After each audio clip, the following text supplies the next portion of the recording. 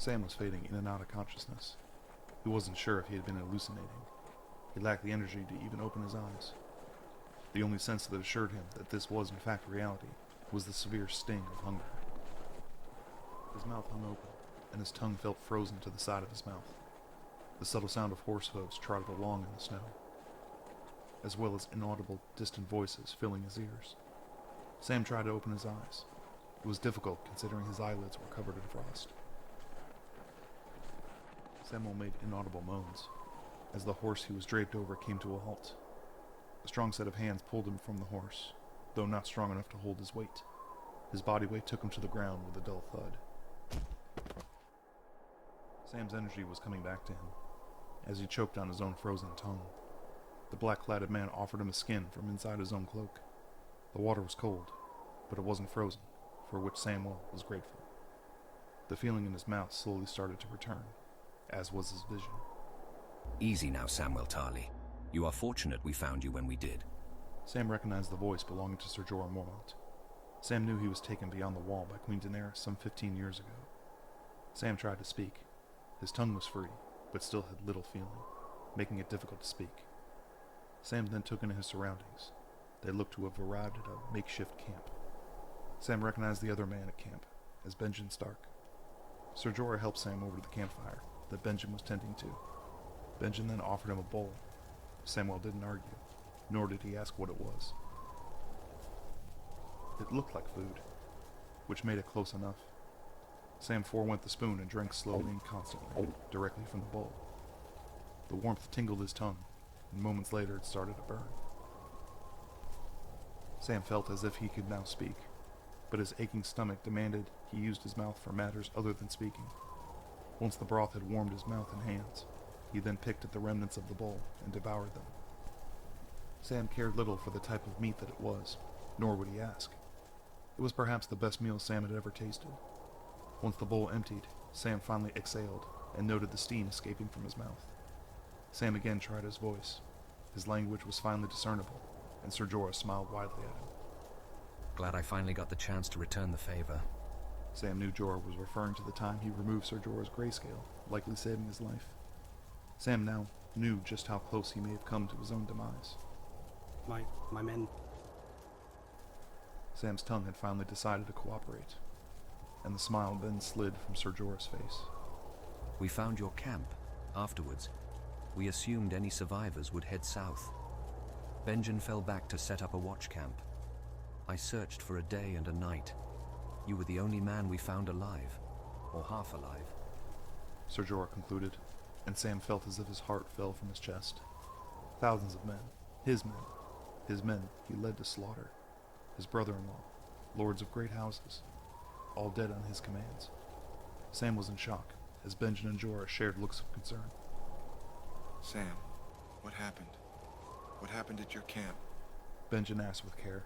Ser Jorah's attention turned to Benjen, back to Sam, as he handed him another bowl of soup. It was a slaughter. Out of all of my men. Are you telling me I was the only one selected to survive?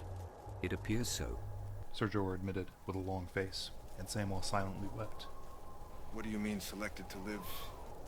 Benjen asked, with what seemed to be great interest. A chill was felt shivering up Sam's spine, until it finally made his head twitch. There was a man, a slender man, from Essos. He calls himself a warlock. Samwell stuttered, and Ser Jorah then leaned forward. You mean you saw him? Ser Jorah exclaimed. Sam thought Jorah seemed to be in more of a panic than he was. Ser Jorah hung his head in dismay. This distracted Sam to the point of inferring. What do you know of him? Samwell asked, and Jorah was quick to answer. He is the ruler of Karth, in the Far East. He was spurned by Queen Daenerys and is determined to see her downfall. Ser Jorah admitted, but Sam delayed his retort, as Ser Jorah seemed to want to continue. After a lengthy pause, Samwell decided to respond. That doesn't make sense. I marched north to hold the Dragon Queen accountable for her crimes. Why would he see my army as a foe, rather than an ally? Sam asked honestly, and Ser Jorah gulped deeply. Perhaps he has intentions beyond Queen Daenerys now. Considering he was the one who murdered the Ranger. Your son, Sam, I believe his name was. Ser Jorah pondered, and seemed to notice Samwell's nervous gestures. I returned your son's body to the wall after I witnessed his death. Did Sir Jon not tell you of what I had witnessed? Ser Jorah inquired, and Sam could contain his emotion no longer. I failed. My family, my army, and my kingdom. Sam cried, and Jorah placed a gloved hand on his shoulder as Sam continued to weep. The Warlock is searching for something. A weapon. And he knows its location. I revealed it to him. Sam cried, and Benjen then spoke with little patience. Pull yourself together, Tarly. Were you not a sworn brother of my watch? Cease your folly and make yourself useful. Demanded Benjen, and this made Sam sit up a little straighter and focus on the issues at hand. He visited me as a young man. His magic I cannot explain. He holds a stone. A gem. It is capable of preserving someone's memories. He can then review them at his leisure. And I believe he is searching for a war horn. The Horn of Winter. Samwell admitted, and Benjen now seemed to be more interested than Ser Jorah. The horn is real. Mance Rayder dug up half of the Frostfangs in search of it. Some say this is why the Night King marched on the Fist, as he may have been in search of the horn as well. Benjen beckoned, and Sam tried to keep his face blank as possible. You've seen it. You know where it is. Benjen was astonished. His breathing hurried. It was difficult not to notice as the frequency of fog leaving his mouth quickened. Yes, I found it at the Fist, though I had no idea of what it was. Sam exclaimed, as Benjen then pushed him a little further. No, but he can search my memories to his heart's desire. He may know something I can't recall. Sam inferred, and Benjen then rose to his feet. Why would you offer him these memories? Why would you give him that kind of power? Benjen demanded, though Sam had assumed Benjen already knew why. Your life. He offered you your life in return. You fucking coward. Samwell now rose to his feet, staring deep into Benjen's eyes. You speak of cowardice. First Ranger, I seem to remember you representing the Night King during the battle for Winterfell. Samwell spat, and Benjen's face then seemed to soften. Forgive me, brother. My condition often leaves compassion in its wake. Benjen finished, and Ser Jorah then interjected. You're sure you are not aware of where it is? Ser Jorah asked, and Sam thought on it hard. I gave the satchel containing the horn and the dragon glass to Jon. He took it beyond the wall to Hardhome. Only Jon knows where it is now. Sam explained, and Benjen immediately started packing his horse. Ser Jorah left to discuss his intentions with Samwell's assumption. Benjen seemed quite distraught, and Jorah hung his head as he walked back to the campfire. We're departing immediately. There is no way of knowing which castle Sir Jon is at.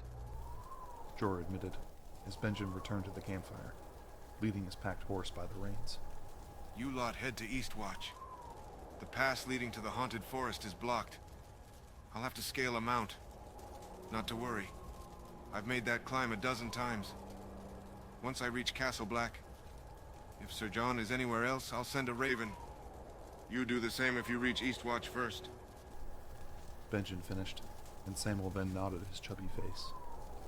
Our trek to Eastwatch will be less difficult, though it will take longer, perhaps days. Ser Jorah admitted, and Benjen's horse squealed as it reared. Mind your thoughts, Tarly. The watch once again requires your duty. Benjen exclaimed as his horse set into a gallop.